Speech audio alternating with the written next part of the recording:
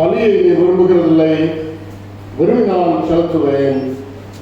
தகன பலியும் உனக்கு பிரியமானதில்லை. தேவனுக்கு ஏற்கும் பலிகள் நொறுங்குண்ட ஆவிதான். தேவனே, நொறுங்குண்டதும் நறுங்குண்டதுமான இருதயத்தை நீ புறக்கணியீர். தேவனே, நொறுங்குண்டதும் நறுங்குண்டதுமான இருதயத்தை நீ புறக்கணியீர். ஜெபம் செய்வோம்.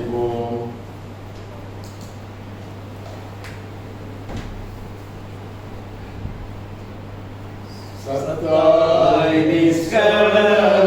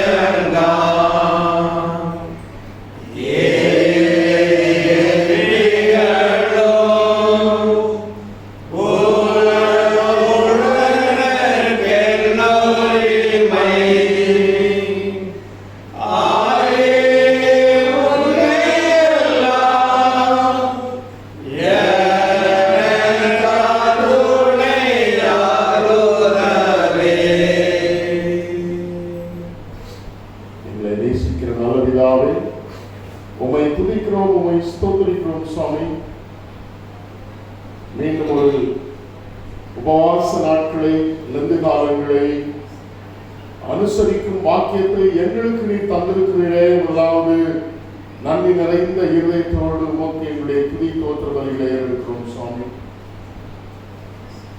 ஒரு வருஷ காலங்களை சற்று பின்னோக்கி பார்க்கும் பொழுது உபவாச நாட்களின் முடிவிலே உலகம் முழுவதும் ஏற்பட்ட நோய் தொற்று, அதனால் உலகம் முழுவதும் பட்ட பாடுகள் எல்லாம் தெரியும் சுவாமி.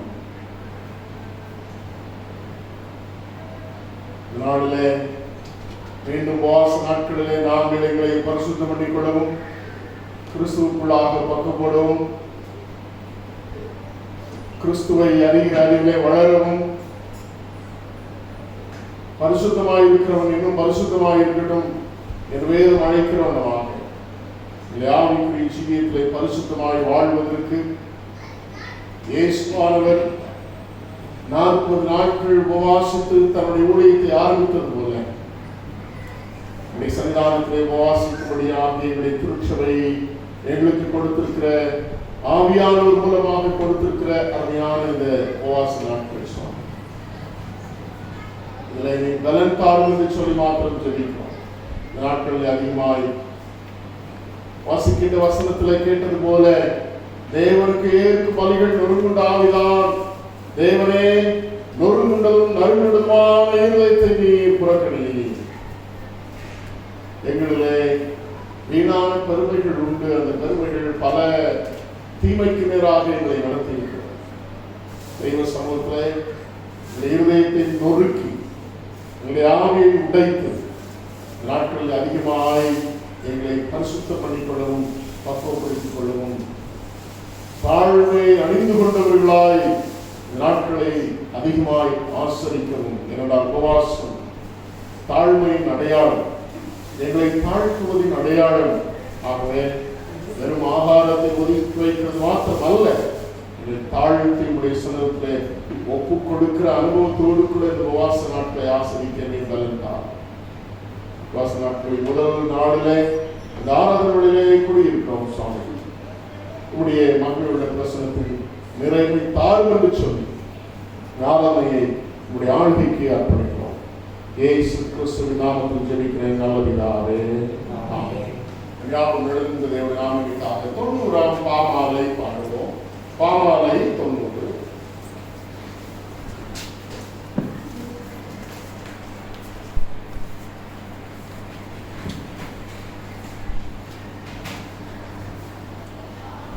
நாற்பது நாள்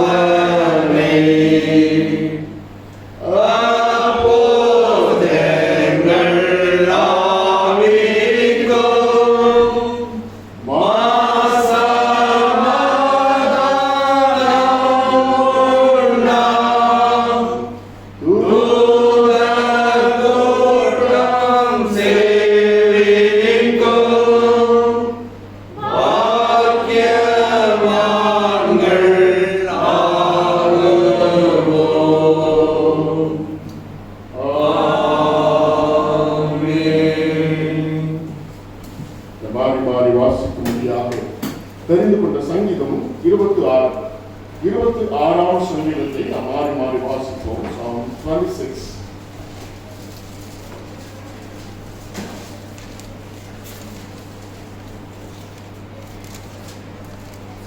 கர்த்தாவே, என்னை நியாயம் விசாரியும், நான் உத்தமத்திலே நடக்கிறேன். நான் கர்த்தரை நம்பியிருக்கிறேன், ஆகையால் நான் தள்ளாடுவதில்லை.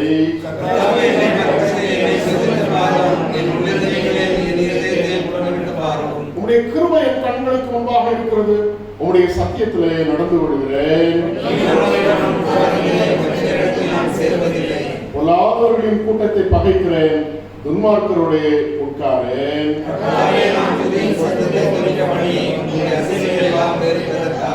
நான் குற்றமில்லாமையிலே என் கைகளை கழுவி உம்முடைய பீடத்தை சுற்றி வருகிறேன்.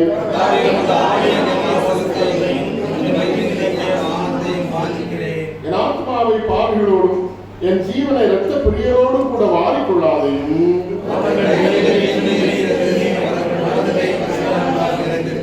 நானோ என் உத்தமத்திலே நடப்பேன், என்னை மீட்டுக் கொண்டு என் மேல் இரக்கமாயிரும்.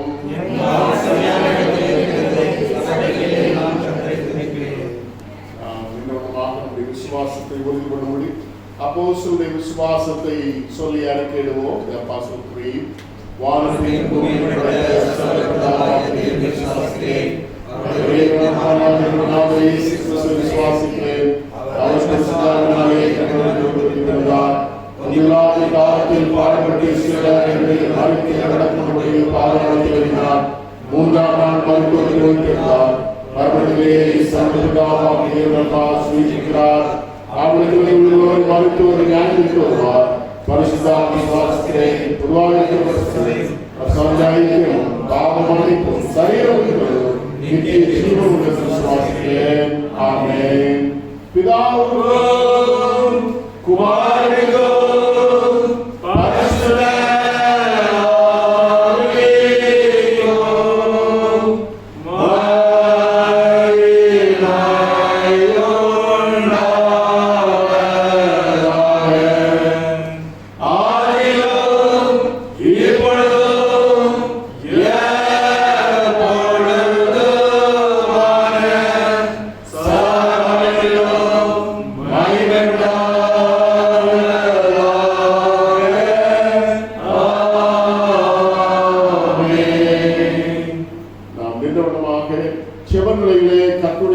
சேர்ந்து செல்வோம்.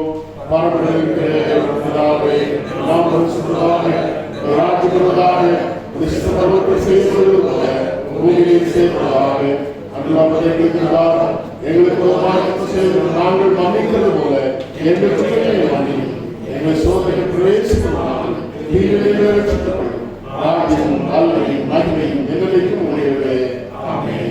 உட்கார்ந்து வேதபாடம் வாசிப்போம்.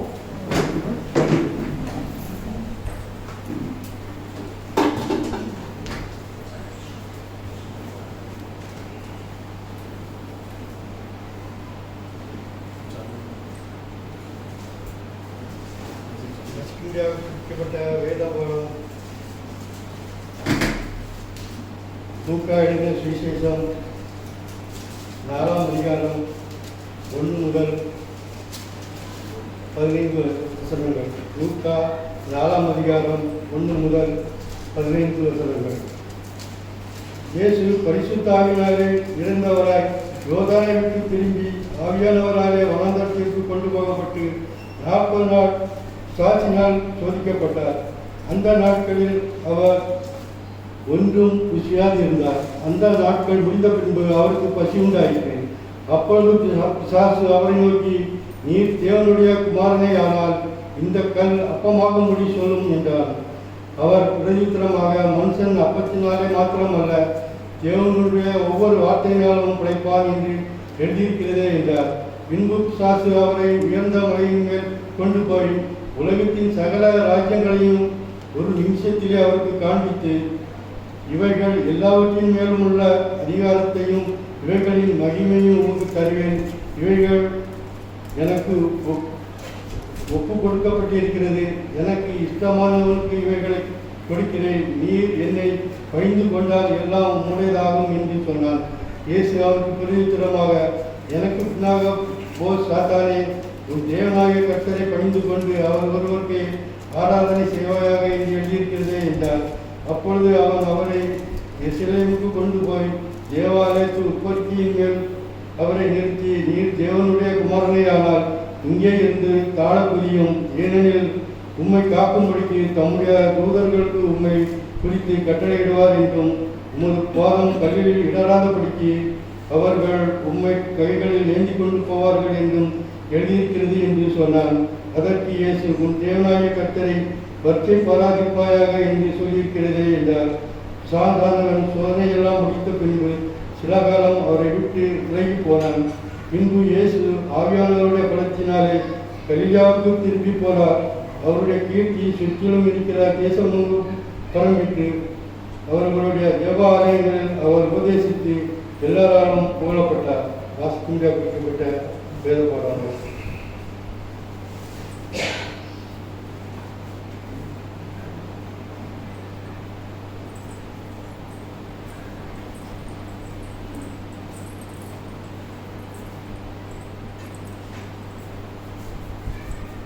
The scripture portion taken is Luke chapter 4 verses 1 to 15. Jesus, full of the Holy Spirit, left the Jordan and was led by the Spirit into the wilderness, where for 40 days he was tempted by the devil. He ate nothing during those days, and at the end of them he was hungry. The devil said to him, "If you are the Son of God, tell this stone to become bread." Jesus answered, "It is written, man shall not live on bread alone." The devil led him up to a high place and showed him in an instant all the kingdoms of the world. And he said to him, "I will give you all their authority and splendor. It has been given to me, and I can give it to anyone I want to. If you worship me, it will all be yours." Jesus answered, "It is written, worship the Lord your God and serve him only." The devil led him to Jerusalem and had him stand on the highest point of the temple. "If you are the Son of God," he said, "throw yourself down from there, for it is written, he will command his angels concerning you to guard you carefully. They will lift you up in their hands so that you will not strike your foot against a stone." Jesus answered, "It is said, do not put the Lord your God to the test." When the devil had finished all this tempting, he left him until an opportune time. Jesus returned to Galilee in the power of the Spirit, and news about him spread through the whole countryside. He was teaching in their synagogues, and everyone praised him. Praise be to the Lord.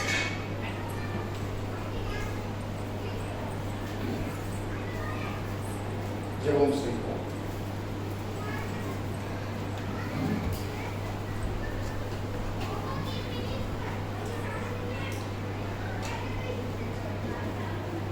கடந்த காலங்களை வேளையிலும் யோசித்து பார்க்கும் பொழுது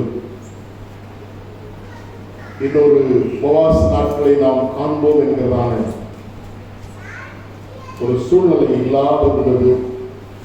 யார் யார் இந்த உலகத்திலே ஜீவனோடு இருக்க போகிறார்கள் என்கிறதான ஒரு பயமும் திகிலும் உலகம் முழுவதும் இருந்தது. ஆனால் அது எவ்வளவு உண்மை அநேகர் இல்லை இந்த நாட்களில். உங்களையும் என்னையும் அவர் ஜீவனோடும் சுகத்தோடும் தெய்வ கிருபையோடும் வைத்திருக்கிறார்களா? அவர் எவ்வளவு நல்லவர் என்பதை நாம் அறிந்திருக்கிறோம். எவ்வளவு நல்லவர், அவருடைய கிருபையிலே அவர் எவ்வளவு நல்லவர், நம்மை வைத்து அவருடைய கிருபை பெரியது என்று சொல்லி வேதம் சொல்கிறது. மாதவிடையாளுடைய சன்னிதானத்தில் சற்று நேரம் அவருடைய கிருபைகளை எண்ணி அவருடைய சன்னிதானத்தில் ஜெபம் செய்யும். அவருடைய கிருபைகளை எண்ணி அவருடைய சன்னிதானத்தில் நாம் ஜெபம் செய்வோம். அவருடைய கிருபையினால் நாம் நிற்கிறோம். அவருடைய கிருபையினால் நாம் அசைகிறோம். நாம் அவருடைய கிருபையினால் நடக்கிறோம். அவருடைய கிருபையினால் ஜீவனோடு இருக்கிறோம். அவருடைய கிருபையினால் ரட்சிக்கப்பட்டிருக்கிறோம். பாவத்தின் சம்பளம் மரணம். எப்பொழுதோ மறைத்து போயிருக்க வேண்டிய நாம் நம்மை ரட்சித்து நம்முடைய பாவங்களை கழுவி சுத்திகரித்து அவைகளின் விளைவுகளிலிருந்து நம்மை காப்பாற்றி இருக்கிறார். எவ்வளவு கிருபை உள்ளவர், எவ்வளவு கிருபை உள்ளவர். அவருடைய இறக்கங்கள் மாறாதவர்கள். ஏனென்றால் ஆண்டவர் சொன்னார், நான் மாறாதவர். சற்று நேரம் உங்களை மாத்திரம் நீங்க யோசித்து பாருங்க. Just think about yourself alone. How the Lord was so gracious enough during this pandemic.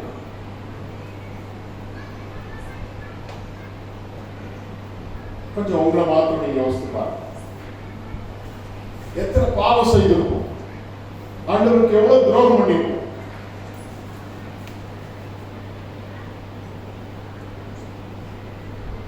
ஆண்டவருக்கு விரோதமான துணிகரமான பாவங்களை எவ்வளவு செய்திருப்போம். கைப்பிசகளால் செய்த பாவம் வேறு, அறிந்து பாவம் என்று அறிந்தும் பாவத்தினால் கிடைக்கக்கூடிய இச்சைகளினாலே சுகத்தினாலே அதை செய்வதற்கு நம்மை ஒப்புக் கொடுத்து ஆண்டவருக்கு விரோதமான பாவங்களை செய்திருக்கிறோம். இந்த மாணவர்களை சற்று யோசித்து பார்ப்போம். மாறி மாறி வாசிக்கின்ற சங்கீதத்தை இந்த வாச நாட்களில் அதிகமாய் ஜெப நேரங்களிலே வாசித்து நீங்கள் உங்களை ஆராய்ந்து பார்ப்பதற்கு அந்த சங்கீதத்தை வாசித்து பாருங்கள். அந்த சங்கீதம் உங்களுக்கு உதவியா இருக்கும்.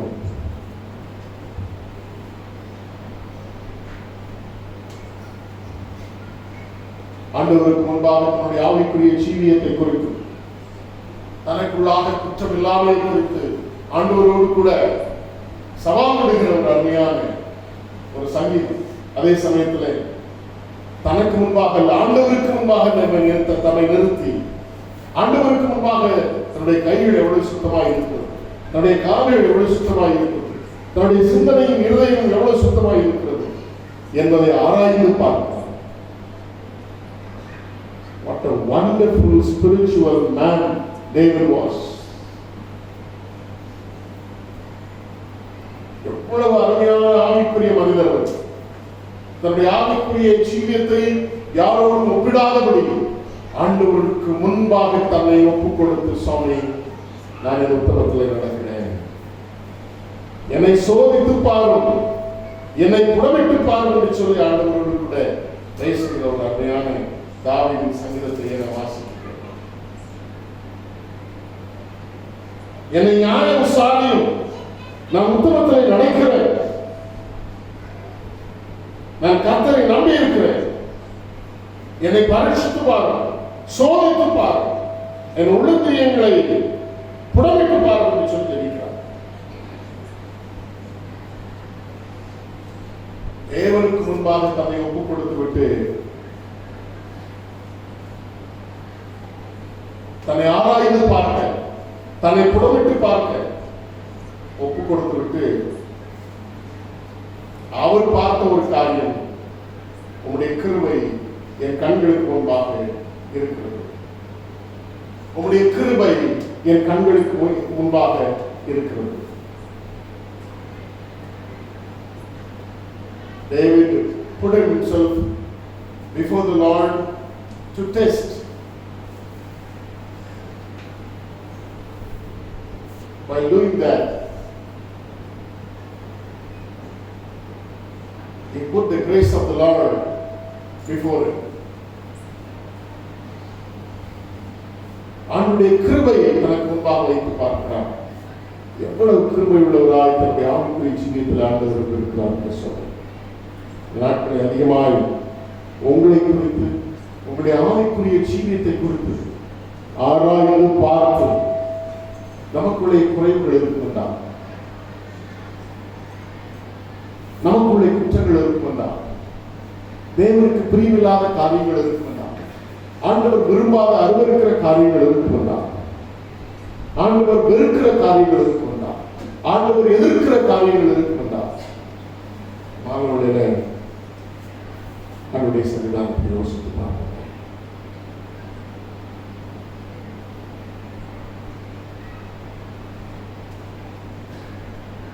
அவர் சோதித்து பார்க்கட்டுமே, அவர் புடமிட்டு பார்க்கட்டுமே, அவர் நம்மை ஆராய்ந்து பார்க்கட்டுமே.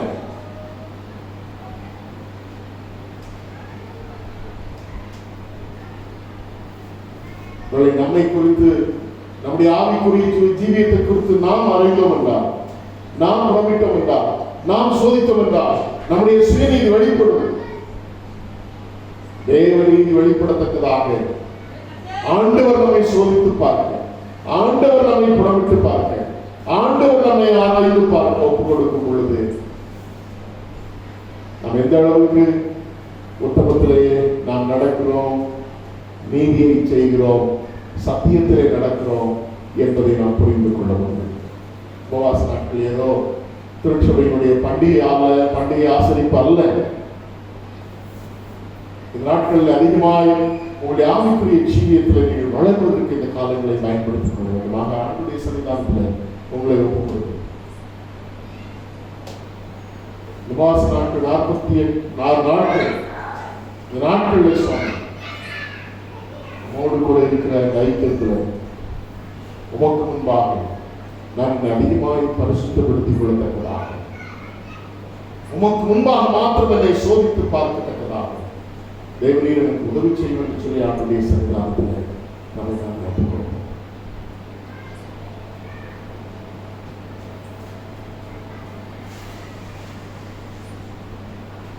இன்னும் இன்றைக்கு தன்னுடைய உபவாச நாட்களை திருச்சபை ஆரம்பித்திருக்கிறது. உலகெங்கிலும் நோய் தொற்று பரவலும் அதிகமாகி கொண்டிருக்கிறது. நாட்களில் அதிகமாக முழங்கால் ஒன்றி இந்த நோய் தொற்று நிறுத்தப்படத்தக்கதாக ஜெபிப்பதும் நம்முடைய கடமையாக இருக்கிறது. ஆகவே அதற்காக நாம் ஜெபிப்போம். நேற்றைய தினத்திலே 4000க்கு மேலாக நோய் தொற்று மகாராஷ்டிரா பகுதியில் இருந்திருக்கிறது. ஞாயிற்றுக்கிழமை 4000க்கு மேலாக, கடந்த வெள்ளிக்கிழமை 3000க்கு மேலாக நோய் தொற்று இருந்திருக்கிறது. மும்பை பகுதிகளிலே, செம்பூர் பகுதிகளிலே அதிகமாக, அண்ட் சவுத் மும்பை பகுதிகளில் அதிகமாக இந்த நோய் தொற்று இருப்பதாக இன்றைய செய்தி சொல்லியிருக்கிறது. அன்புடைய சன்னிதானத்தில் இந்த நிலை மாற ஒரு வருஷமாக நாம் போராடி கொண்டிருக்கிறோமே. அன்புடைய சன்னிதானத்தில் ஜெபிப்போம்.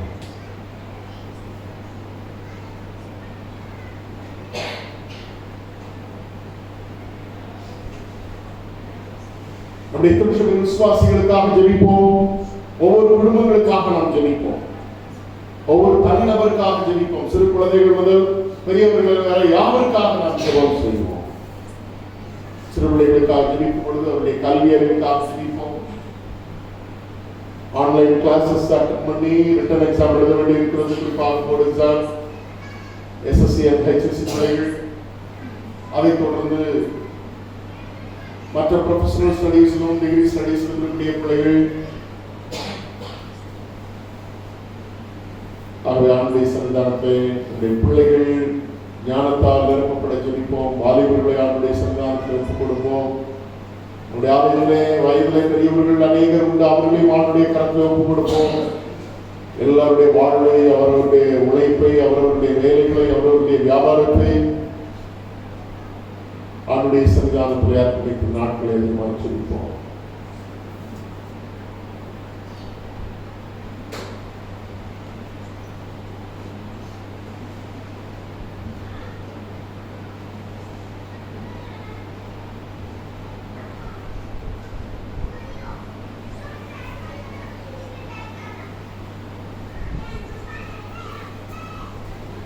வசனம் தாரம் என்று ஜெபிப்போம். நாட்களே ஆண்டவர்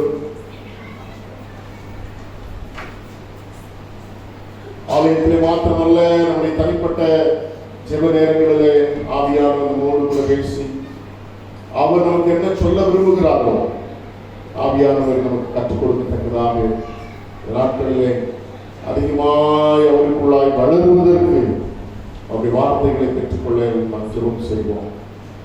வார்த்தைகள் மாத்திரம் நம்மை பலப்படுத்தும். இயேசுவானவர் அன்றைக்கு 40 நாட்கள் உபவாசித்து சோதிக்கப்பட்ட பொழுது கர்த்தருடைய வார்த்தைகள் மாத்திரமே சோதனையை ஜெயிக்க உதவியாக இருந்தது.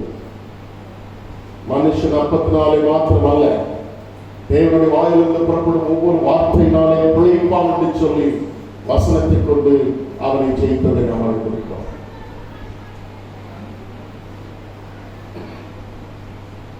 தேவன் ஒருவருக்கே ஆராதனை செய்வாயாக என்று எழுதியிருக்கிறதே என்று சொல்லி கர்த்தருடைய வசனத்தை கொண்டு அவரை மேற்கொண்டார். கர்த்தரை பரீட்சித்து பாராயாக என்று சொல்லி எழுதியிருக்கிறதே என்று சொல்லி கர்த்தருடைய வசனங்களை கொண்டே ஆண்டவர் அவரை மேற்கொண்டார்.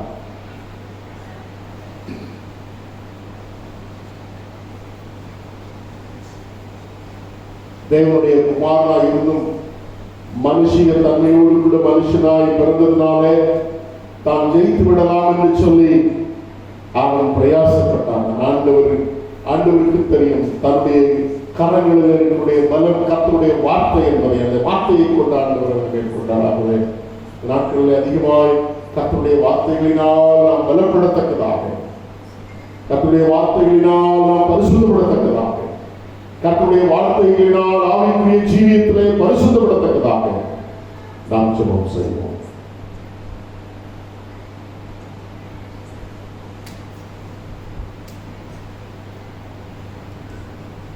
சுவாமிகளுடைய ஜெபங்களை நீர் கேட்டுக்கொண்டிருப்பீர்கள்.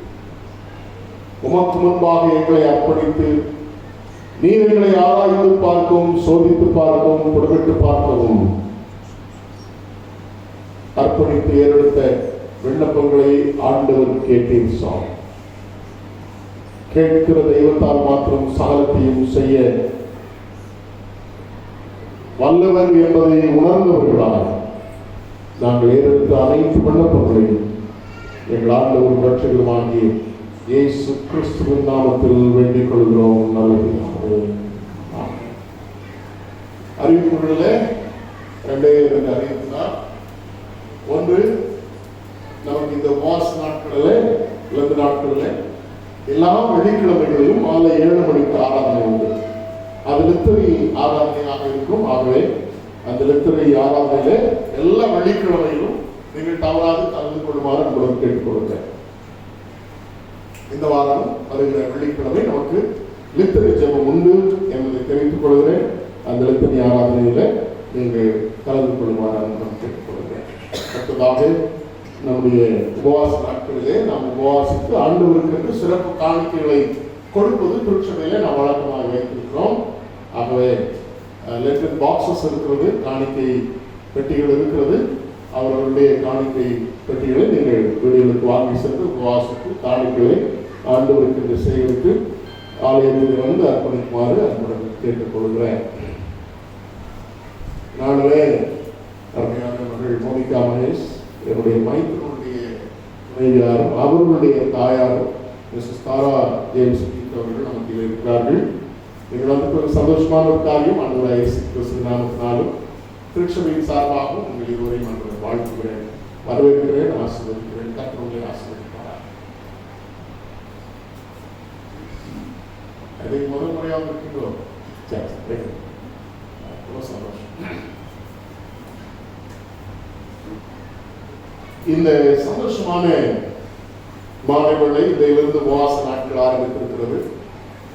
இந்த உபவாச நாட்களிலே உங்களுடைய ஆவிக்குரிய ஜீவியத்திலே நீங்கள் வளர்வதற்கு நீங்கள் பிரயாசப்பட அர்ப்பணிக்கிறேன். அது திருச்சபை மூப்பர்கள் நமக்கு நாட்களை உபவாச நாட்களாய் நம்முடைய கிறிஸ்டியன் காலண்டர்களை சேர்த்து வைத்து நாம் உபவாசித்து பலனடையும்படியாக அதோட இயேசு கிறிஸ்து கூட இயேசுவிடத்தில் வந்த பொழுது சிஷ்யர்கள் வந்து சொன்னார்கள், ஒரு பிசாசை அவர்களால் துரத்தக்கூடாது இருந்தது.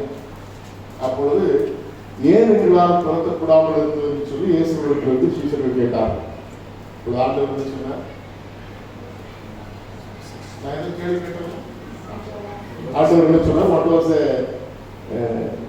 answer or reply of Jesus Christ when he asked, when the disciple asked Jesus why we could not cast away this evil spirit? என்ன சொன்னாங்க?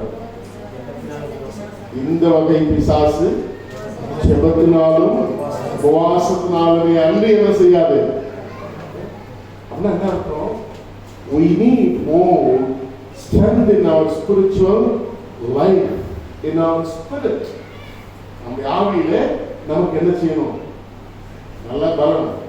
அப்ப மாம்சத்தை பலகீனப்படுத்தாதபடி ஆவியை பலப்படுத்த முடியாது. Unless we weaken our body, we cannot strengthen our spirit. By putting our meals, or one meal or one time meal or two time meal, நம்ம என்ன செய்யணும்? We try to humiliate or weaken our body to strengthen our spirit. நம்ம சாப்பிடாம இருந்துட்டு அப்படியே உட்கார்ந்துட்டா நமக்கு ஆவிக்குரிய பலம் கிடைச்சிருமானா, இப்படி எல்லாம் நம்ம கேள்வி கேட்போம்னு ஆண்டவருக்கு தெரியும். அதனால சொன்னாரு, வெறும் சாப்பிடாம இருந்து வாசிக்கிறதுனால மாத்திரமல்ல, எதையும் செய்யணும், ஜெபமும் செய்யணும் அப்படின்னு சொல்லி சொல்றாங்க. உபவாசத்தினாலும் ஜெபத்தினாலுமே என்ன செய்யாது, நம்முடைய ஆவி பலப்படாது. அதாவது ஆழமாய் ஆண்டவர் சொன்ன சத்தியம். அப்போ we need to fast, at the same time we need to pray and spend more time before the Lord. ரொம்ப முக்கியமான ஒரு காரியம். சாப்பாடை ஒதுக்கிட்டு நீங்க நிறைய கிறிஸ்தவங்க செய்யுது, நானே என்ன செய்யறேன், உபவாசிக்கிறேன், ஆட்டம் போடுறேன். அப்படி அல்ல, ஜெபிக்க வேண்டும். ஆண்டுடைய சன்னிதானத்தில் அதிகமா நமக்கு உள்ள பிரச்சனை என்னன்னா, எப்படி ஜெபம் பண்ணணும்னே தெரியல. அது தெளிவு நமக்கு தெரியாது எப்படி ஜெபம். அது உண்மைதான். It is very difficult to pray for a long duration. ஊழியக்காரங்களாம் வந்து இங்கே வந்து பிரசங்கம் பண்ணுவாங்க, நான் 1 மணி நேரம் ஜெபம் பண்ணேன், 2 மணி நேரம் ஜெபம் பண்ணேன் அப்படிலாம் சொல்லும்போது நமக்குலாம் ஒரு கேள்வி வரும், எப்படிப்பா இவங்கலாம் 1 மணி நேரம் கேள்வி வருதா இல்லையா உங்களுக்கு? 2 மணி நேரம் எப்படியா ஜெபம் பண்ண முடியும்? எனக்கு இருக்கிறதே 4 ஜெப குறிப்பு தான். இந்த 2 மணி நேரத்தில் எப்படி 2 மணி நேரம் அது உங்களுக்கு 5 நிமிஷம் முடிக்கணும்? அதான் நம்ம யோசிக்கிறோம் இல்லையா? ஸோ அதனால ஆவியானவர்களுக்கு உதவி செய்யலாம். நம்ம என்ன ஜெபிக்கணும், எப்படி ஜெபிக்கணும்னு சொல்லிட்டு அவங்க ஒரு நாள் எந்த ஊழியக்காரங்களும் வேற அதிசயம் சொல்லிதான் எவ்வளவு நேரம் எப்படி ஜெபம் பண்ண முடியுது? எப்படி ஜெபம் பண்ண முடியுது? Only the Spirit of the Lord can help you pray more in the presence of God. Spend more time in the presence of God in prayer. இல்லையா? சரியா? அதனால உபாசிக்கிறது மாத்திரமல்ல, என்ன செய்யணும்? ஜெபிக்கவும் நேரம் எடுக்கணும். நீங்க நேரம் எடுக்கலன்னா உலகத்துல நேரத்தை கண்டுபிடிக்கிறது கஷ்டமான ஒரு காரியம். Nobody can help you to find time. Only you yourself can find time. Right.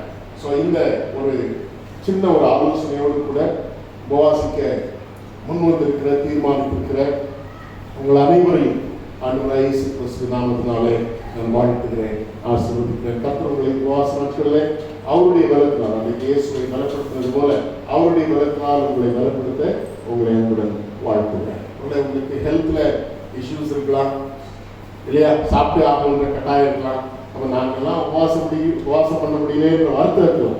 நம்முடைய விலகினங்கள் ஆண்டவருக்கு தெரியும். ஏன்னா சின்ன ஒரு லைட்டான ஒரு மீல் எடுத்துக்க சில டயபெட்டிக்ஸ் உள்ளவங்களுக்குலாம் சாப்பிடாம இருக்க முடியாது. வருத்தப்படாது. சாப்பிடாம இருக்கிறத விட என்ன செய்யணும்? ஜெபிக்கிறது அதிக முக்கியமான ஒரு காரணம். சரியா? அதனால சாப்பிட முடியல, டாக்டர் சொல்லியிருக்காங்க சாப்பிடாம இருக்கக்கூடாதுன்னு, மீலை ஸ்கிப் பண்ணக்கூடாதுன்னு சொல்லியிருக்காங்க அப்படின்னா இன்னும் ஒரு our God is a gentle God who can understand our weaknesses and sin. ஏன்?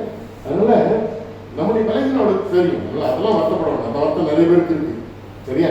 வருத்தப்படணும். எங்க அம்மா அடிக்கடி சொல்லுவாங்க, முந்தைய மாதிரி என்னால் உபவாசம் பண்ண முடியலடா. Every Wednesday and Friday she used to fast. இப்போ முடியல அவங்களால. எனக்கு ஒரு மாதிரி வருத்தமா இருக்கா அப்படின்னா, நாங்கள் இன்னும் நீங்க இயேசு சரியா அறியல அப்படின்னு இல்லையா? அவங்களுக்கு நான் சில காரியங்களை சொல்லி கொடுத்துருக்குறேன். ஸோ அதனால நம்ம பலகீனங்கள் இருக்கிறது அதெல்லாம் பயப்படவே பயப்படாது, கவலையே படாது. ஜெபிக்கிறது தான் ரொம்ப முக்கியம். சரியா?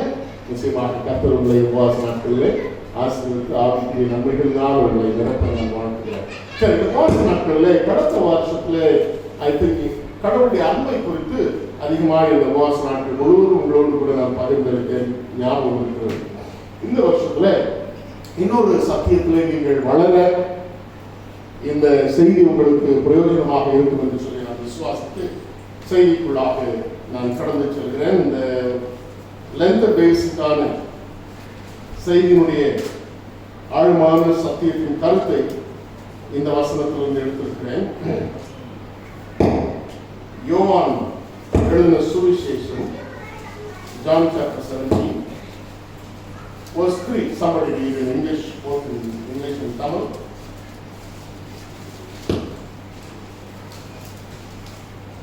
John chapter 17 verse 3. ஒன்றான மெய்தேவனாகிய உம்மையும் நீர் அனுப்பினவராகிய இயேசு கிறிஸ்துவையும் அறிவதே நித்திய ஜீவன். சரி, இப்போ ஆங்கிலத்தில் வேற வாசம். Now this is eternal life. The answer is here. What is eternal life? This is eternal life. What is it? That they know you, that they may know you, the only true God, and Jesus Christ, whom you have sent. So what is eternal life? எது நித்திய ஜீவன்? How to attain the eternal life? எப்படி நான் நித்திய ஜீவனை அடைவது அப்படிங்கிற ஒரு கேள்வி எல்லாருக்குமே இருக்கிறது. எல்லாருக்கும் ஒரு விதமான பயம் இருக்கிறது. நம்ம பரலோகத்துக்கு போக மாட்டோம். சரியா? எத்தனை பேருக்கு பரலோகத்துக்கு போகணும்னு ஆசை இருக்கு? இதுக்கெல்லாம் கையோசலாம். இதெல்லாம் யாரும் காட்டி கொடுக்க மாட்டேன் கவர்மெண்ட். அது ரொம்ப ஸ்ட்ராங்கா வயலுங்க. என்ன ஞானோதயா நீங்க பரலோகத்துக்கு போகலாமா? டவுட்டா இருக்கும் போக மாட்டாங்க. அந்த டவுட்டை கிளியர் பண்றதுக்கு தான் இப்போ ஒரு கடவுளுடைய வசனங்களை உங்களுக்கு சொல்லிக் கொடுக்குறேன், டைப் பண்ணிருக்காங்க. நம்ம வந்து சரி, எல்லாருக்கும் ஒரு ஆசையோட வரோம். ஆலயத்துக்கு எதுக்கு வரோம்? ஆலயத்துக்கு எதுக்கு வரோம்? எப்படியாவது நம்ம பரிசுத்த நம்முடைய ஸ்பிரிச்சுவல் லைஃபை ஆவிக்குரிய வாழ்க்கை பரிசுத்தமா பாதுகாத்துக்கு எங்க போயிடணும்? எங்க போயிடணும்? பரலோகத்துக்கு போயிடணும். அந்த ஒரு ஆசையோட தான் வரோம் இல்லையா? அதுக்காக கர்த்தருடைய வசனங்களை வாசிக்கிறோம், ஆராதனைகளுக்கு போறோம், பாடலை பாடுறோம், சத்தியத்தை கேட்கிறோம், ஊக்கமா ஜெபம் பண்றோம், சரி எல்லாத்தையும் செய்யறோம். somehow I should attain eternal life. எப்படியாவது என்ன செய்யணும்? பரலோகத்துக்கு போயிடணும், நித்திய ராஜ்யத்துக்குள்ள போயிடணும், நித்தியத்துக்குள்ள போயிடணும் அப்படிங்கிற ஒரு ஆசை நமக்குள்ள இருக்கு.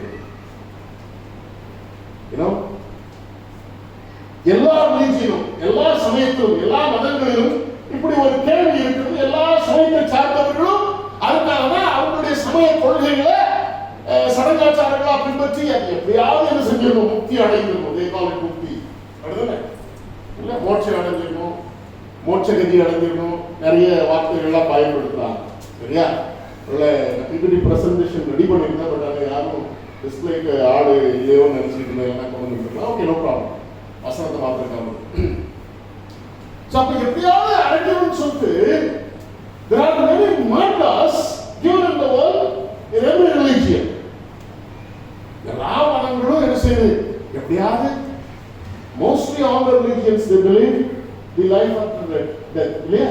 மரணத்துக்கு அப்புறம் ஒரு வாழ்க்கை இருக்குன்றது எல்லா சமயங்களும் நமக்கு maximum. Only few religions, those religions are called way of life. இல்ல மார்க்கம் என்று சொல்லக்கூடிய அந்த மதங்கள் மாத்திரம் என்ன செய்கிறது இல்லை? நித்திய ஜீவன அல்லது லைஃப் ஆஃப்டர் டெத் என்ன செய்வது நம்புறதே இல்லை. Otherwise, mostly all the major religions they believe in the life after death. It is not eternal life, life after death. There is vast difference between life after death and eternal life. ரெண்டுக்கும் நிறைய வித்தியாசம் இருக்கு. ஏன்னா அந்தந்த சமயங்கள்ல அந்த இருக்கக்கூடிய நம்பிக்கைகளின் அடிப்படையில் சொல்றேன் இல்லையா? அந்த நம்பிக்கைகள் அடிப்படையில் பார்க்கும்போது ஒரு சமயம் இருக்கிறது. they also teach about rebirth. இல்லையா? அவங்களும் என்ன செய்யறாங்க?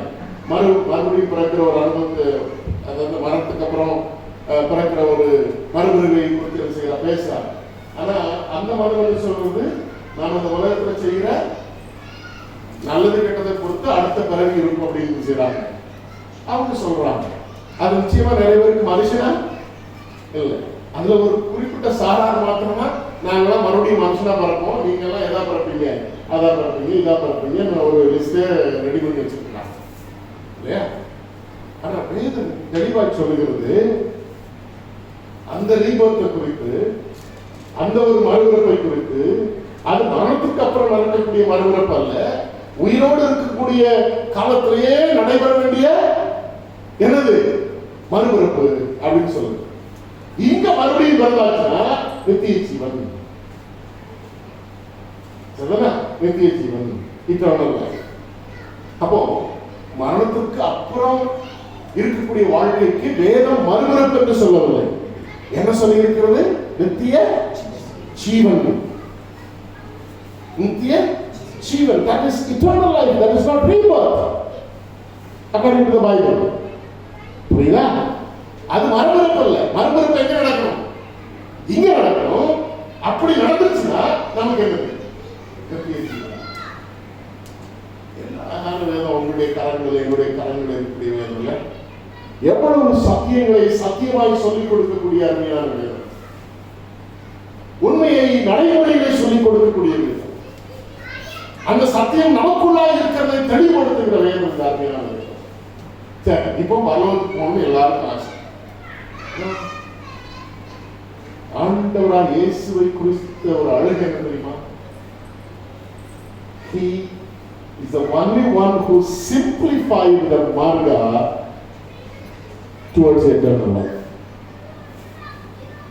நித்திய ஜீவனை அடைவதற்கு மார்க்கத்தை, வழியை ஒரு நபர் இந்த உலகத்திலே ஒரு ரிலீஜியஸ் லீடர் இருப்பார்கள், இயேசு கிறிஸ்து மாத்திரம். He simplified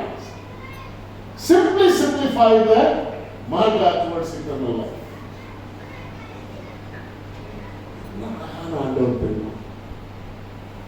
நான் ஆண்டவரை இயேசு கிறிஸ்துவை ஏற்றுக்கொண்ட பொழுது 1984ஆம் ஆண்டு 11th and 10th முடிச்சு 11th standard அட்மிஷன் வாங்கி 3வது மாதத்துல ஆண்டவரை இயேசு கிறிஸ்துவை ஏற்றுக்கொண்டேன்.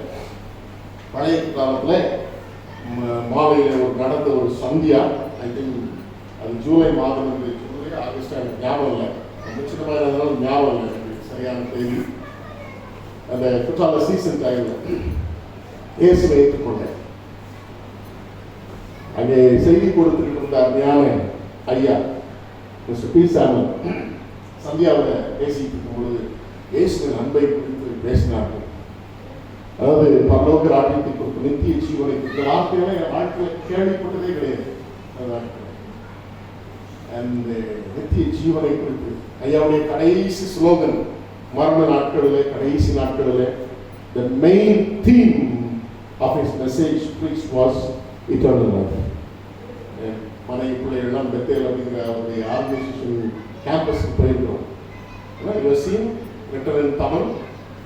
இங்கேருந்து கிட்டத்தட்ட எங்கள் வீடு வர இருக்கும் செவ்வளவு, அந்த செவ்வளவு ஃபுல்லாக ஒரே ஒரு மாற்றம் அப்படி eternal life அப்படி கடைசி மெசேஜ். ஆண்டவராகிய இயேசு கிறிஸ்துவை நான் ஏற்றுக்கொள்வதற்கும் அந்த செய்திதான். இப்படி ஒரு காரியம் இருக்கிறார். எனக்கு அப்ப புரிந்து கொண்ட ஒரே ஒரு how I was convicted towards this Christian life. It is only because the Lord Jesus Christ made the eternal life, our way to eternal life, very simple. கிறிஸ்தவத்தினுடைய அழகு, கிறிஸ்துவனுடைய அழகே இருந்தால் இத மிகைப்படுத்தி திருச்சபையில் போயிட்டு கொண்டிருக்கிறது. என்னமோ கஷ்டமான ஒரு விஷயம் போல பரவத்துக்கு போறது அப்படின்னு சொல்லிட்டு சபை கொள்கைகளை சொல்லி மக்களுடைய மனதை மாற்றி, நீ இப்படி செய்யலாம் பரவத்துக்கு போக மாட்டேன், நீ அப்படி செய்யலாம் பரவத்துக்கு மாட்டேன். அது இந்து சமய கொள்கை. கர்மா, நீ கர்மா செய்யலன்னா நீ என்ன செய்ய மாட்டேன், நோ ரிவர்த். கிரியேஷன், நல்லது செய்யலன்னா நீ பரலோகத்துக்கு போக மாட்டேன். ஒன்று நன்மை செய்ய இயேசுவை அறிஞ்சாலே போதும், யார் பரலோகத்துக்கு நீங்களும் தான் என்ன செய்யலாம், போயிடலாம்னு சொல்லி கொடுத்த ஒரே நபர் இயேசு கிறிஸ்து. வாசிக்கிட்ட வசனத்தை கொஞ்சம் ஆழமா யோசிச்சு பாருங்க. ஒன்றாக மெய்தெய்வமாகிய உம்மையும். That is the truth. How can I understand the truth? உம்மையும் யாரு? ஒன்றான மெய்தெய்வமாகிய உம்மை. Only one God. How can I know the only one God who is truth? சத்தியமாக இருக்கிற அந்த ஒரே தெய்வத்தை எப்படி அறிந்து கொள்ள முடியுமா? நம்முடைய அறிவு போதுமா? நம்முடைய அறிவு போதாது. நம்முடைய அறிவுடைய லிமிடேஷன் தெரியுமா? நமக்கு ரொம்ப குறை. நம்மளால ஒரு குறிப்பிட்ட அளவுக்கு மேல நம்முடைய மூளையில என்ன செய்யாது, எதுவும் ஸ்டோர் ஆகாது, அறிஞ்சிக்க முடியாது இல்லையா? அப்படி ஒரு கெப்பாசிட்டி எல்லாரும் கொண்டு போல இருந்தா எல்லாரும் செட்டா படிச்சுக்கோங்க. எழுதி போட்டு கஷ்டப்பட்டு படிக்கணும். பார்த்துட்டு ஒரு பாடம் பார்த்தா போதும், ரீடிங் கொடுத்தா போதும், மூலையில் அப்படியே பதிவாகி எக்ஸாம் எல்லாம் ஒரு பெரிய விஷயமா படிக்கிறதுக்கு ஒரு டைம் ஸ்பெண்ட் பண்ண வேண்டிய அவசியம் இருக்காது. இந்த அப்பா அம்மா உட்காந்து படிக்கிறதுனால உட்கார மாட்டாங்க, டீச்சர்ஸ் ஹரேஸ் பண்ண மாட்டாங்க, படி இல்ல. நமக்கு என்ன பிரச்சனைன்னா நம்முடைய அறிவு ரொம்ப குறைவு. அந்த குறைந்த அறிவை வைத்துக்கொண்டு இவ்வளவு பெரிய எனாமஸ் காடர் கடவுள் ஒரு பெரியவர். அதை நம்முடைய இந்த குறுகிய மூலையில அறிவது ஈஸியான ஒரு காரியம் அல்ல. அதை ரொம்ப எளிமையாக்கிட்டார் ஆண்டவர். என்ன செஞ்சாரு? ரொம்ப எளிமையாக்கிட்டார். யார் அறிந்தா பிதாவை பிதாவை அறிந்து கொள்ளலாம். இயேசு அறிஞ்சா போதும், பிதாவை அறிந்து கொள்ளலாம். இயேசு அறிந்து கொண்டோம் என்றால் பிதாவை அறிந்து கொள்ளலாம். கிறிஸ்தவர்களுக்கு அடுத்து இருக்கிற ஒரே ஒரு குழப்பம், இன்னொரு பெரிய குழப்பம் என்னன்னா, பிதா வேறையா, கடவுள் குமாரன் வேறையா, பரிசுத்த ஆவியானவர் வேறையா? அந்த டாபிக்ல நான் போகல. கடவுள் சுத்தமான இந்த செய்தியில ஆண்டவர் வழி நடத்துவாருன்னா வருகிற உபவாச நாட்கள்ல அதை நான் சொல்லிக் கொடுக்குறேன். பிதா ஒரு கடவுள், குமாரன் ஒரு கடவுள், பரிசுத்த ஆவியான ஒரு கடவுள்னு சொல்லிட்டு சபைகளே நிர்ணயிச்சிருக்கிறாங்க. அதை சொல்லாம என்ன செய்யறாங்க? சபைகள்ல அவைகளுக்கு முக்கியத்துவம் கொடுக்கிறாங்க. ஒரு குரூப் சொல்லுது, எந்த சபை உங்களுக்கு தெரியும், பிதாவானவர் தான் முக்கியம், Yahweh is important, Christ is not God. கிறிஸ்துன்ற they deny the divinity of God. இல்ல யார் தெரியுமா உங்களுக்கு? யாரு? ஜெகோவா விட்னஸ்காரர். உங்களுக்கு எல்லாம் வருவான். ஜெகோவா விட்னஸ்காரர் வந்துட்டு என்ன சொல்லுவாங்க? இயேசு கிறிஸ்து கடவுள் இல்ல அப்படின்னு. கடவுளே இல்லைன்னு சொல்ற ஒரு கூட்டம் இருக்கு, அது நம்ம கணக்கில் எடுக்க முடியாது. சரிங்களா? கடவுள்ன்ற ஒரு கான்செப்டே நம்பாத ஒரு கூட்டம் இருக்கு, அதில் ஒன்றும் முடியாது. ஆனா கிறிஸ்தவத்தில் இருக்கக்கூடிய விஷயத்தை சொல்லுங்க, யெகோவா தான் கடவுள், இயேசு கிறிஸ்து கடவுள் இல்லை, பரிசுத்த ஆவியானவர் கடவுள் இல்லை. அப்போ உங்களே எங்களையும் பார்த்து சொன்னா நீங்களாம் யெகோவா நம்புறது இல்லை, இயேசுவை மட்டும்தான் நம்புறீங்க. Protestant Christians, இல்ல? People say what do they say? Only Christ is your God, not the Spirit of God. Adi, God the Father. ரெண்டு பேரும் கடவுள். இன்னொரு குடும்பம் இந்த கரிஸ்மாட்டிக் குரூப், அந்த சபைகள் அனுப்பிச்சுவாங்க, பரிசுத்த ஆவியானவருக்கு முக்கியத்துவம் கொடுக்கணும். இது யாருமே புரியாமதான் இப்படிப்பட்ட குழப்பங்களுக்குள்ள என்ன செய்யறது, வாழ்ந்து கொண்டு. நான் ஏன் இந்த வாட்ஸ் நாட்களை சொல்லிக் கொடுக்கிறேன்னா, even we should have the right understanding about God and God concept. கடவுளின் கடவுள்த்துவத்தை குறித்து நமக்கு ஒரு சரியான தெளிவு. அந்த கடவுளை அறிந்து கொள்றது நம்முடைய மூளைக்கு எட்டாவது ஒண்ணு, நமக்கு அறிவு எட்டாது. சில நேரங்களில் ஒரு பாட புத்தகத்தை எடுத்து வாசித்து பார்த்தாலே புரியாது. Some of the lessons we may not understand. நமக்கு புரிய முடியாது. ஏதோ நம்ம தலைக்கு மேலே போன மாதிரி இருக்கும் இல்லையே. வாத்தியார் டீச்சர்லாம் நடத்தும் போது பசங்க சிலர் வேற மாதிரி பார்த்துட்டு இருப்பாங்க. அப்படி பார்த்தாம என்ன அர்த்தம், அவனுக்கு ஒண்ணுமே புரியல, அப்படிதானே? ஒண்ணுமே புரியல. ஏன்னா சில நேரங்கள் புரியாது, சிம்பிளா இருக்கக்கூடிய லெசன்ஸ் கூட நமக்கு என்ன செய்யாது, நம்முடைய அறிவு அவ்வளவுதான் குறையும். ஆனா அந்த அறிவுக்குள்ள இவ்வளவு பெரிய கடவுள் தத்துவத்தை இயேசுவுக்குள்ள உள்ளடக்கி நமக்கு எளிமையாய் வைத்திருக்கிறார். This has come from the very mouth of our Lord Jesus Christ. இல்ல யாரோட கூட இந்த கன்வர்ஷன் with what சீஷரோடு கூட உட்கார்ந்து பேசி கொடுத்து சொல்லுகிறார். 17 அதிகாரத்துக்கு 14 அதிகாரம் முழுசும் 14, 15, 16, 17 4 அதிகாரத்தை John the gospel writer completely dedicated to the relationship between the Lord and his disciples. ஏசாமி கடைசி காலத்தில் தன்னுடைய சீஷர்களோடு செலவழித்த அந்த காலங்களில் அவர்களுக்கு சொல்லிக் கொடுத்த ஆழமான சத்தியங்கள், நிறைய சத்தியங்கள், நிறைய விஷயங்கள் அது கற்றுக் கொடுக்கிறார். அப்படி ஆரம்பிக்கிற அந்த சாப்டர்ல தான் இந்த அருமையான காரியங்களை சொல்லிக் கொடுக்கிறத பார்க்கணும்.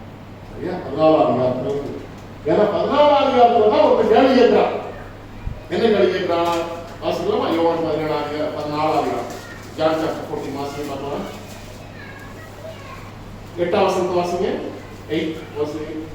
பிலிப்பு அவரை நோக்கி, ஆண்டவரே பிதாவை எங்களுக்கு காண்பியும்.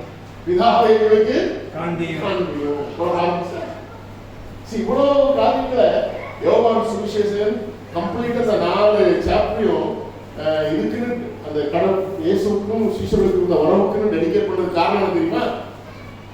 இன்னும் கடவுள் யாருன்னு தெரியாம இயேசு பின்னால பாருங்க. திருச்சபைகள்ல கூட கடவுளை அறியாமல்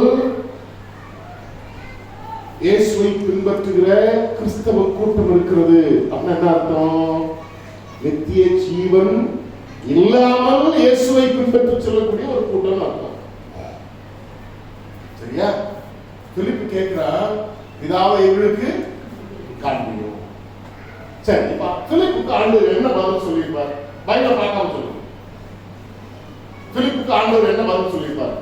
வசனம் தெரிஞ்சீங்கன்னா நான் சொல்லியிருப்பீங்க. என்ன வசனம் என்ன சொல்லியிருப்பார்? வசனம் தெரிஞ்சவங்க சொல்லுங்களேன், என்ன சொல்லியிருப்பார்? என்னை கண்டவன் பிதாவை. அந்த வசனத்தை வாசனம் எங்களுக்கு வாய்ப்பு வாசனம். அந்த கேஸ் அது உடனே சொல்றாரு பாருங்க, பிலிப்பு, இவ்வளவு காலம் நான் உங்களோட கூட இருந்தும் நீ என்னை பிதாவை அறியலையான்னு சொல்லல. என்ன சொல்றாரு? நான் இவ்வளவு நாள் கிட்டத்தட்ட எவ்வளவு நாள் இந்த கேள்வி கேட்கும்போது நீங்க இப்பதான் ஒரு 3 வருஷம் முடிச்சிருப்பான் பிலிப்பு ஆண்டவரோடு கூட இருந்து, இல்ல? Almost during the last year of the Lord in the world, he spent some time with the disciples. கடைசி காலங்கள் அவருடைய இந்த உலக வாழ்க்கை கடைசி காலங்கள். ஸோ ஒரு 3.5 வருஷம் இன்ட்ரோடியூஸ் ஆகி ஒரு 3 வருஷத்துக்குள்ள இந்த டிஸ்கஷன் நடக்குது. இந்த கேள்வி கேட்கிறார் பிலிப்பு. அப்ப ஆண்டவர் சொல்றாரு, இவ்வளவு காலம் 3 வருஷம் என் கூட இருந்து நான் ஏன் உனக்கு என்ன செய்யல தெரியாமலே தெரியல.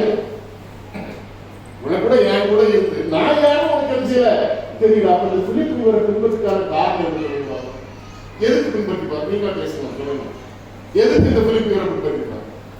இப்போ ஒரு ஆளை ஃபாலோ பண்றோம், ஒரு ஆளை நம்ம குருநாதரா வச்சிருக்கோம், அவர் யாருன்னு தெரியாமலே அவர் பின்பற்றதுக்கு வாய்ப்பு இருக்கா இல்லையா? இருக்கு. இப்போ இந்த அனிமல் இன்ஸ்டிங்க்ட்னு சொல்லுவாங்க, இன்ஸ்டிங்க்ட்னு சொல்லுவாங்க. Animal instinct, you know what is animal instinct? அதுக்கு இஷ்டமான என்னது ஃபுட் ஈட்டபிள்ஸ் வச்சுட்டு ஆகாரத்தை வச்சுட்டு நீங்க எப்படி சொன்னாலும் அது என்ன செய்யும்? ஆடும். இந்த நாயை பழக்கிறவங்க தெரியுமா? ட்ரெயின்ஸ் அனிமல்ஸ் ஆர் பர்டிகுலர்லி தி டாக் என்ன செய்வாங்க? they always keep some food with them. அது ஈவன் ட்ரைனிங் ஆனதுக்கு அப்புறம் கூட என்ன செய்வாங்க? ட்ரைனிங் ஆனதுக்கு அப்புறம் கூட அதை அந்த அது என்ன சொல்றாங்களோ அதை செஞ்சு முடிச்சுட்டு அதை சாப்பிடுறது கொடுப்பாங்க. பார்த்துருக்கீங்களா? இந்த ஷோஸ்ல பார்த்துருக்கீங்களா? சாப்பிடுறது கொடுப்பாங்க.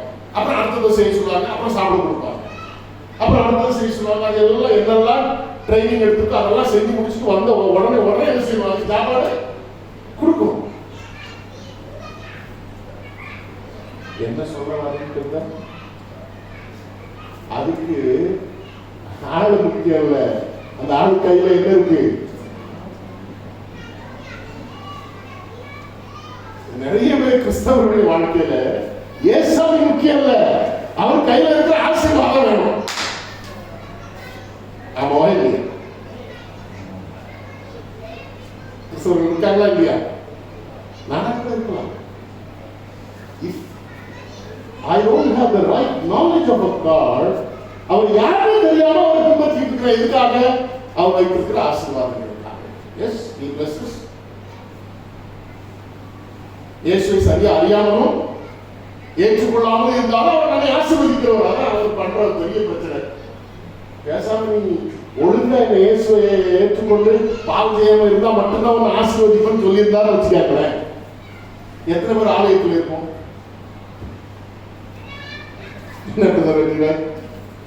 நீ பாவம் செய்யாம இருந்த பாவமே செய்யாம இருந்தாலும் உனக்கு ஆசீர்வாதம் அப்படின்னு ஆண்டவர் சொல்லி இருந்தாருன்னு வச்சுக்கோங்க. எத்தனை பேர் கோயில்ல மெம்பரா இருக்கும்? மேக்சிமம் கண்டிப்பா இல்லையா? இன்னைக்கு நடக்கிற உண்மையை சொல்றேன். சில திருச்சபைகள்ல நிரம்பி வழியுது. இதெல்லாம் எங்க இருந்து போனதுன்னா நம்ம சவுத்துல இருந்து போனது. திருநெல்வேலி, கன்னியாகுமரி அந்த சைட்ல இருந்து சென்னை பக்கம் ஒரு கூட்டம் போயிருக்கு. சென்னையில ஒரு சபை எனக்கு தெரியும், சரியா? ஒரு சபையை பற்றி சொல்றேன், மற்ற எல்லாத்தையும் சொல்றேன். நிரம்பி வழியுது கூட்டம். அதுல போயிட்டு இருந்த ஒரு நபரை கடந்த நவம்பர்ல சென்னைக்கு போயிருக்கும் போது மீட் பண்ண. இந்த நபர் புது நபர். அப்ப இந்த ஆலயத்துக்கு போயிட்டு இருக்கேன். அவரை கேட்டேன், இந்த ஆலயத்துக்கு போறீங்க? இதுக்கு முன்னால இந்த ஆலயத்துக்கு போயிருக்கீங்க? அப்போ ஒரு ஆலயத்துடைய பேர சொல்றேன். ஏன் அங்க விட்டீங்க? அங்க ஆசீர்வாதமே என்ன இல்லையா? அங்க என்ன இல்லையா? ஆசீர்வாதமே இல்லை. ஆலயத்துக்கு ஆசீர்வாதத்துக்கு போகணுமா அப்படின்னு கேட்டேன். யாருமே தெரியாம கிட்ட பேசிக்கிட்டு இருந்தாரு. என்னன்னா இன்னொரு ஒருத்தர் மூலமா இன்ட்ரோடியூஸ் ஏசாமி ஏற்றுக்கொண்டிருக்கலாம்னு கேட்டேன். நான் கேட்கணும் அதுதாங்க, ஏசாமி ஏற்றுக்கொண்டிருக்கலாம்னு கேட்டேன். அவன் ஏற்றுக்கொண்டிருக்கிறேன். அப்படியா? ஏசாமி யாருன்னு கேட்டேன். ஒரே வார்த்தையில கடவுள். நான் இன்னும் கடவுள் இல்லை அப்படின்னு. கொஞ்ச நேரம் எனக்கு அவனுக்கு பயங்கர வாக்குவாதம். வாக்குவாதம் சண்டெல்லாம் இல்லை, பிப்ளிக்கல் பயங்கர வாக்குவாதம். சம பேசிட்டு சரியா? அவர் வாயில என்கிட்ட பேசுற அந்த ஆர்கியூமெண்ட், அந்த நாங்க எங்களுக்குள்ளார நடந்த டிஸ்கஷன் முடிகிறவரை இயேசு யாரும் கேட்ட கேள்விக்கு அவர் பதிலே சொல்லல, கடவுள்ன்ற பேரை மாத்திரம். நன்மை, அவரை நீங்கள் ரட்சகராய் அறிந்து கொள்ளவில்லை என்றால் அவரை கடவுளாய் அறிந்திருக்கிற அறிவு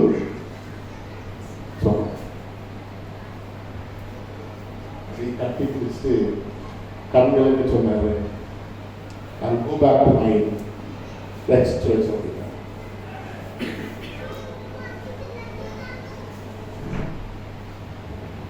நிறைய பேர் ட்ரைன்டு அனிமல்ஸ் இருக்கக்கூடிய இன்ஸ்டிங்க்டோட தான் கிறிஸ்தவ ஜீவித்து கொண்டிருக்கிறார்.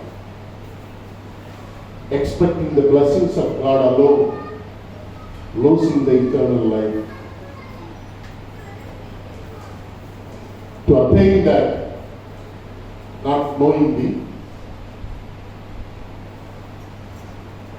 Lord Jesus Christ. என்னை கண்டவன் பிதாவை எளிமையாக இருக்கிறார். மனுஷீகத்தில் வந்த இயேசுவை அறியாதவர்கள் இந்த உன்னதமான தெய்வத்தை ஒருவர் அறிய முடியாது. பிலிப்பு ஆண்டவர் அழகா சொல்றார், என்னை கண்டவன் பிதாவை கண்டான். என்ன அழகான பதில், என்னை கண்டவன் பிதாவை கண்டான். இந்த மாச நாட்கள்ல ஆவியானவர் உங்களோடு கூட என்னோடு கூட பேசிக் கொண்டிருக்கிற காரியங்கள் தெரியுமா? Know the Lord. Come to the knowledge of the Lord. இயேசுவை அறிகிற அறிவுக்குள்ளாக கடந்து வராதபடி பிதாவை ஒருவனும் அறிய முடியாது, அறிக்கையிட முடியாது. அப்படி 3 பேர் இயேசு இடத்துல வந்தாங்க. நேராதனால நான் வருகிற நாட்கள் உங்களோடு கூட 3 பேர் இயேசு இடத்துல வந்தாங்க.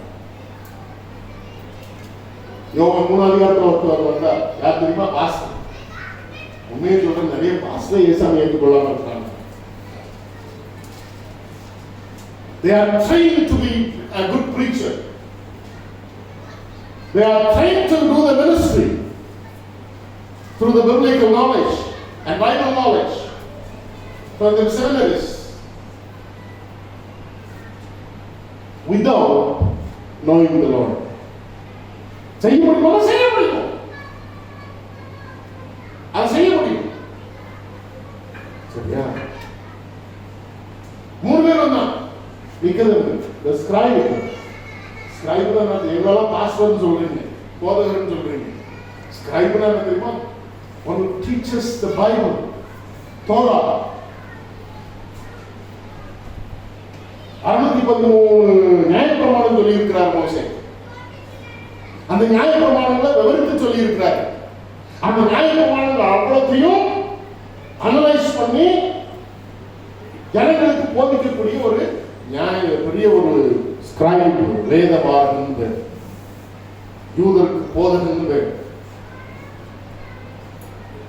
மறுபடியும் கிடைக்கும்னு சொல்றாரு. ஆண்டவர் எத்தீஜன் அப்பதான் அவனுக்கு கிடைக்கும் சொல்றாரு. ஏன்னா இயேசுவை வெறும் போதகருக்கு மட்டும்தான் அறிந்திருந்தான். நல்ல போதகரே அப்படின்னு சொல்லி கூப்பிட்டாங்க. உண்மையான இயேசுவை அறிஞ்சிருந்தாங்கன்னா பகல்ல வந்திருப்பான். இவர் எப்போ வராரு? நைட்ல வராரு. உண்மையா இயேசு அறிந்த பகல் வந்து போறா இல்லையா? இவர் எப்போ வராரு? இயேசுவை அறியாத இருக்கிறது. லூக்கா 10 அதிகாரத்துல இன்னொருத்தர் வராரு. லூக்கா 10 அதிகாரத்துல ஒரு நியாயசாஸ்திரி ஜட்ஜி வராரு. பெரிய ஜட்ஜி வராரு. 25 வாசம் வாசிப்பாரு. லூக்கா 10:25. நியாயசாஸ்திரி ஒருத்தர் வராரு. அது நித்திய ஜீவனை அடைவதற்கு நான் என்ன செய்யணும் அப்படின்னு கேட்கிறார். அவர் என்ன மோட்டிவ்ல வர்றாரோ இயேசுவை என்ன செய்யணும்? சோதனை பண்ணணும். இயேசுவை சோதனை பண்ணி அவர் உண்மையாகவே நல்ல போதகர் தானா இல்லையா, உண்மையாகவே இவருக்கு போதகருக்கு ஒரு தகுதி இருக்கா, அவருக்கு இவர்களுக்கு போதிக்கிறது அப்படின்னு டெஸ்ட் பண்றதுக்கா வராரு. யாரு? நியாயசாஸ்திரம். அப்படி கேட்கிறாரு, அவரை சோதிக்கும்படி நித்திய ஜீவனை அடைவதற்கு நான் என்ன செய்ய வேண்டும்? அப்ப அவரு பைபிள் உள்ள வசனங்கள்லாம் to test the knowledge of that judge இல்லையா? ஏன்னா நியாயப்பிரமாணம் தெரிஞ்சிருக்கணும் அவருக்கு. நியாயப்பிரமாணத்தின் அடிப்படையில் தான் அவர் நியாயம் இருக்கணும் மக்களை.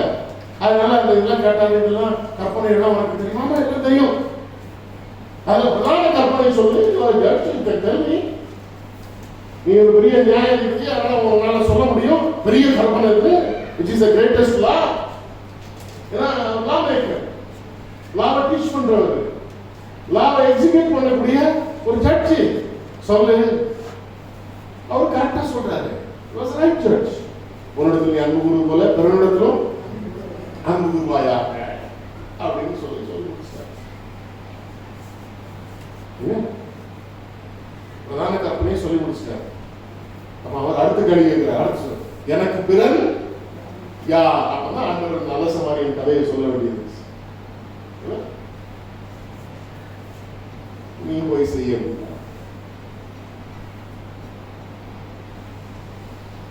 இயேசு அறியாம நியாயத்திற்குரிய வாழ்ந்து கொண்டு வேதத்தின்படி நியாயத்திற்கு செய்யக்கூடியவர் இயேசு அறியாம வாழ்ந்து கொண்டிருக்கிறார். இன்னொரு வாலிபம் லேமன், ஒரு காமன் மேன் வரார். அதுக்கு நல்ல போதகரே, ஏசாமி நல்லது செஞ்சாரா? யார் அவரு? கையில இயேசுவின் ஆசீர்வாதத்தை மாத்திரம் நம்பி வந்த ஒருத்தர். அதனால இயேசு நல்ல போதகர். எல்லா மதங்களில் உள்ள ஜனங்களும் சொல்றாங்க இயேசு நல்லவர் தான் சொல்றாங்க. ஆமாவா இல்லையா? Maximum all the religious leaders இல்ல. நேரத்து கூட ஒரு யூடியூப்ல பார்த்துக்கிட்டு இருந்தேன். ஒரு என்ன விற்கிறவர், ராத்திரியில பருத்திப்பால் விற்கிறவர் பட்டை அடிச்சுட்டு இயேசுவை பத்தி ஸ்ட்ராங்கா பேசுறாரு. சந்தோஷமா இயேசு எதுக்காக வந்தார் இந்த உலகத்துலன்றத சொல்றாரு. எல்லாருக்கும் நல்லவரும் தெரியும். ஆனா இயேசுவை ரட்சகர் தெரிஞ்சா மாத்திரம் தான் நித்திய ஜீவன் நமக்கு. அன்று சொல்றாரு, அவரை பார்த்து எல்லாம் நான் பின்பற்றேன். I'm a religious person following all the Mosaic law. எல்லாம் என்ன செய்ய எனக்கு தெரியும் அப்படின்னு சொல்லி அந்த லேமன் வந்து சொல்றாரு. சாதாரண ஒரு வாலிபன் சொல்றாரு. ஆண்டவர் அவரை பார்த்து சொல்றாரு, உன்னிடத்துல ஒரு குறை உண்டு. மார்க் 10 உன்னிடத்துல என்ன ஒரு குறை உண்டு. இந்த மூணு பேரையும் பார்த்தீங்கன்னா டிஃபரெண்ட் கேட்டகரி அண்ட் கெப்பாசிட்டியில வந்தவங்க. But related to religious life, சமய கொள்கைகளை வைராக்கியமாக பின்பற்றுகிறவர்கள். They came to the Lord without the knowledge of Jesus Christ and His Father, the only one God.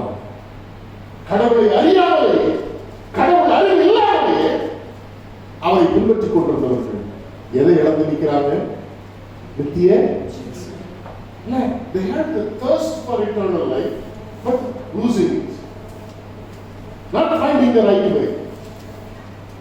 சரியான வழியை கண்டுபிடிக்காதபடி நித்திய ஜீவனை இழந்து மார்க்கத்தை, சமயத்தை, மதத்தை, சரியான மதத்தை பின்பற்றிக் கொண்டிருந்தார்கள். எதை இழந்து கொண்டு? நித்திய ஜீவனை இழந்து கொண்டு. நீங்கள் நானும் சரியான மதத்தை பின்பற்றிக் கொண்டிருக்கிறோம், சரியான கடவுளை பின்பற்றிக் கொண்டிருக்கிறோம். அந்த ஒரு பெரிய பெருமை நமக்கு இருக்குது. இருக்கா இல்லையா? சரியான கடவுளை கும்பிடுறோம், சரியான மதத்தில் இருக்கிறோம், சரியான மதத்தை பின்பற்றுகிற பெருமை நமக்குள்ள இருக்கிறது. ஆனா நித்திய ஜீவனை இழந்து பின்பற்றுவோம் என்றால் நம்மளை போல பரிதவிக்கப்பட்ட ஒரு உலகத்தில் ஒருத்தரும் இல்லை. ஒருத்தரும் இல்லை. நம்ம எப்படிப்பட்டவங்க தெரியுமா? தேனை கையில வச்சுட்டு அது அதனுடைய ருசி தெரியாத கிறிஸ்தவர்கள். தேன் தேன் தெரியுமா? தேன் பார்த்துருக்கீங்களா? நான் என்ன கேட்டேன், தேன் பார்த்துருக்கீங்களா? Have you seen honey? Honey with honeycomb? Honey with honeycomb? collects the honey?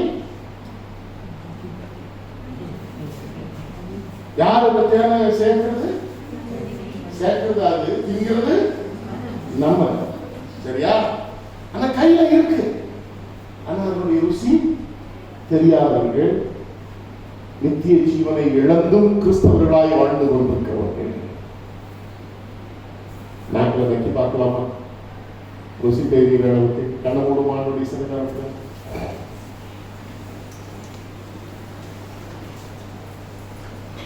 unless you come to the knowledge of God, Lord Jesus Christ, and the Father who is the only true God,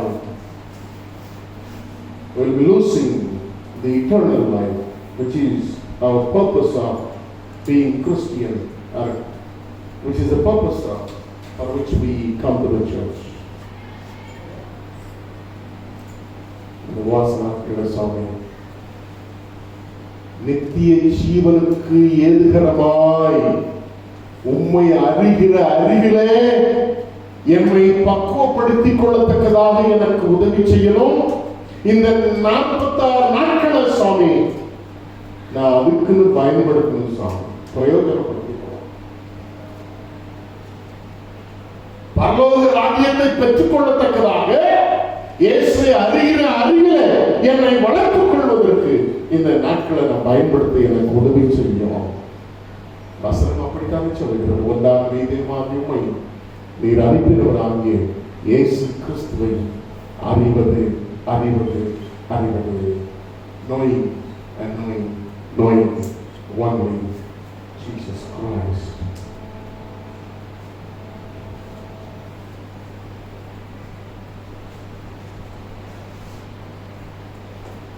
கற்படுத்த பிள்ளைகள் சுவாமி விலாசம்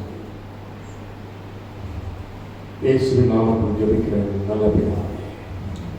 அவர்களோடு தேவனுடைய நாமத்திற்காக மாறாத முடிவு 57ஆம் கீர்த்தனை 57ஆம் கீர்த்தனை.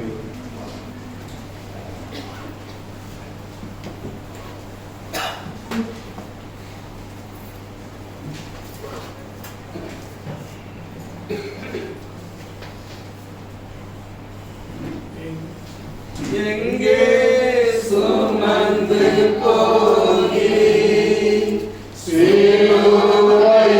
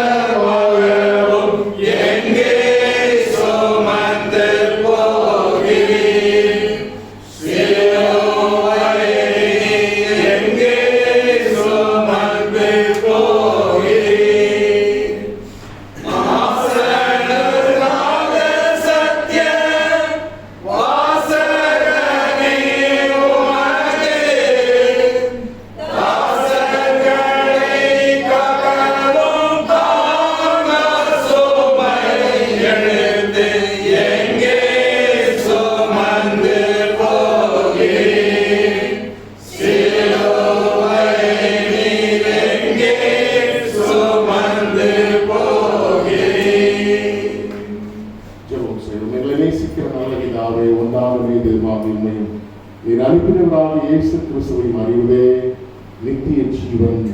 நித்திய ஜீவனை இழந்து விடாத கிறிஸ்தவர்களாய் உம்மை அறிகிற அறிவிலே வளருவதற்கு, உம்மை அறிகிற அறிவை பெற்றுக்கொள்வதற்கு, உம்மை அறிந்து கொள்வதற்கு இந்த தபசு காலங்களாகிய உபவாச நாட்களை நாங்கள் அதிகமாய் பயன்படுத்தி உம் பிரசனத்திலே ஆண்டு கொடுத்திருக்கிற வசனங்களை கரங்களில் எடுத்தவர்களாக வாசித்து உமோடு கூட பேசி உமோடு கூட நெருங்கி சேர்ந்து உம்மை அறிகிற அறிவிலே வளரவும், உம்மை அறிந்து கொள்ளவும் இந்த உபவாச நாட்கள் பிரயோஜனமாக நீர் உதவி செய்கிறார். உம்மை அறிவதற்கு தங்களை ஒப்புக் கொடுத்த பிள்ளைகள் ஒவ்வொருவரையும் ஆசீர்வதிக்கிறார். இந்த பிள்ளைகள் கொடுத்திருக்கிற காணிக்கைகளுக்காக ஸ்தோத்திரிக்கிறோம். உம்முடைய கரத்தில் பெற்றுக்கொண்ட உம்முடைய ஆசீர்வாதங்களை உமக்கு மகிமை உண்டாக, உம்மை கனப்படுத்தும்படியாக அவர்களோடு எங்களையும் தாழ்த்தி ஒப்புக் கொடுத்திருக்கிறோமே சாமி. அவர்களை அங்கீகரித்து ஆசீர்வதிக்கிறார்.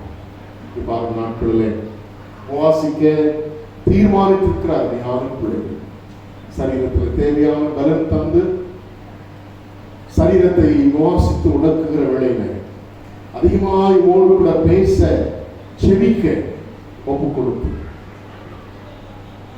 உபவாச நாட்களை அதிகமாக அறிந்து கொள்ள வேண்டும் செய்கிறார். சரீரத்தில் எந்த பலகீனங்களும் ஏற்படாதபடி குறிப்பாக உபவாசிக்கிற பிள்ளைகளை இந்த விசேஷித்த பலத்தினால் அந்த இயேசுவானவரை வந்து தூதர்கள் பலப்படுத்தினது போல ஆவியானவராய் வந்து நம்முடைய பிள்ளைகள் ஒவ்வொருவரையும் இந்த உபவாச நாட்களில் நீ பலப்படுத்தும்படியாக உடைய கருத்தை யாவரையும் தாழ்த்தி ஒப்புக் கொடுக்கிறோம். வர அறைப்பட்டவர்களை உபவாச நாட்களில் உடைய விசேஷித்த நன்மைகளினாலே, உடைய விசேஷித்த பலத்தினாலே ஒவ்வொருவரையும் நீ பாதுகாத்துக்கொள்ளும். தேவ சமாதானத்தோடு எங்களை ஆசீர்வாதத்தை அனுப்பும். இரவுக்காக ஸ்தோத்திரிக்கிறோம். இரவு பயணங்களுக்கு எங்களை விலைக்கு பாதுகாத்துக்கொள்ள புதிய காலையிலே புதிய பலத்தோடு எழுந்திருந்து உமக்குள்ளாய் வளர்ந்த பிறகு உடைய நன்மைகளை பெற்றுக்கொள்ள எங்களை தாழ்த்தி ஒப்புக் கொடுக்கிறோம். இயேசு கிறிஸ்துவின் நாமத்தில் ஜெபிக்கிறேன் நல்ல பிதாவே. நம்முடைய கர்த்தராகிய இயேசு கிறிஸ்துவின் கிருபையும் பிதாவாகிய தேவனுடைய அன்பும் பரிசுத்த ஆவியானவருடைய ஐக்கியமும் காவலும் சந்தோஷமும் சமாதானமும் என்னென்றைக்கும் உங்கள் அனைவரோடு குறிப்பாக இந்த விசேஷித்த நாட்களில், இந்த விசேஷித்த உபவாச நாட்களில் இருந்து வழிபடுத்துவதாக. என் ஆத்துமாவே கர்த்தரை ஸ்தோத்திரி, என்னுடைய ஸ்தோத்திரி, என் ஆத்மாவே கர்த்தரை ஸ்தோத்திரி,